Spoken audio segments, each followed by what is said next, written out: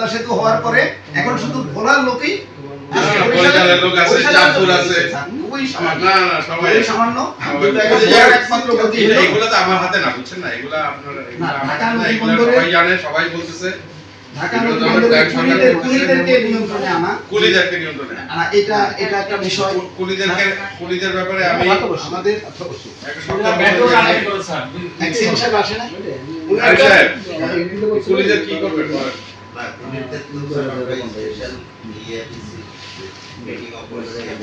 দাবি হলো এই জামাতকালের সবচেয়ে মানে মানে এই সুষ্ঠুভাবে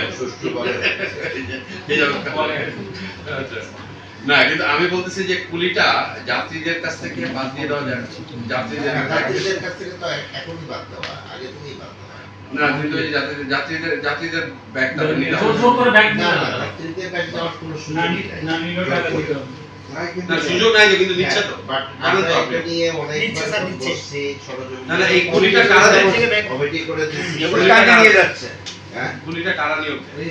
ইজারাদার কুলি নিয়োগ দেয় শুধুমাত্র ব্যবসায়িক বানানো। ভোটার ক্যামেরা রাখছি না, ভোটারটা হলো আপনি এটা করা হোক, নাহলে এগুলা ওই ইজারাদারের দরকার, ইজারা বাতিল করেন, এরকম আমি বলছি, এরকম অ্যাকশন না নিলে কাজ করবে না, অ্যাকশন না নিলে হবে না। আপনি দরকার একটা ইজারা বাদ দিয়ে দেন, কি হলো আপনার আবার নতুন করে ওপেন টেন্ডার দেন, অসুবিধা কি? এই লোকজনের কথা শুনতেছি এক বছর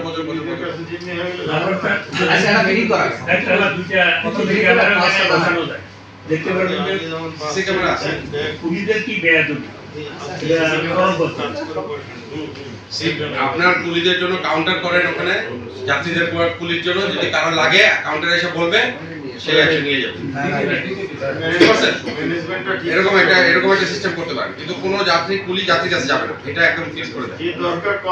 চিঠি দেন, একটা ইজারাদারকে একটা অফিশিয়াল চিঠি দেন, বলেন যে কোনো যাত্রীর কাছে যাবে না, এবং যদি যায় আপনি ইজারা বাতিল করা হবে। তাদের স্বাধীনভাবে নিবে, চাইলে নিবে না নিবে, এইটাই তো চাই।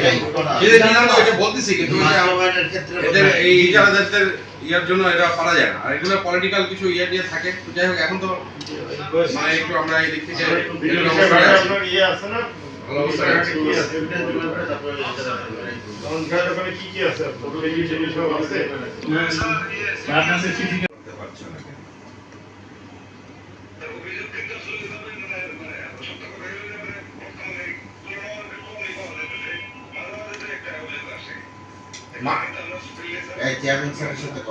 মুস্তাফিজ মাঝে মাঝেও আসবে না, মাঝেটাই তো একটা দুইটা কেসই তো প্রবলেম হয়। হ্যাঁ, তো মাঝে আসবে না। এটা ইজারাদারকে আমি বলছি চিঠি দিতে, এটা হেড অফিস থেকে দিবে নাকি তুমি দিবা, এটা চিঠি দাও যে এই কোনো রকম যাত্রীদের ইয়ে করা যাবে না। আর দরকার হলে একটা ওখানে কাউন্টার করে, অনেকগুলো কাউন্টার আছে, যে যাত্রীদের জন্য যদি ইয়ে কুলি দরকার হয় কাউন্টারে এসে বলবে, কাউন্টারে বলে তারপরে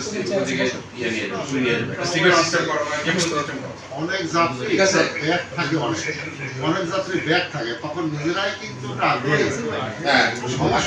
ঠিক করে দাও যে কুলি ভাড়া এই জেটি থেকে এখান থেকে এই জেটি থেকে এই জেটি, মনে করো চাঁদপুরের জেটি অনেক দূরে, পন্টুন এত থেকে এত গেলে এই ভাড়া, এই পন্টুন এত থেকে এত হলে, বরিশালের হলে এত ভাড়া, ওদিকে হলে এত ভাড়া, এরকম।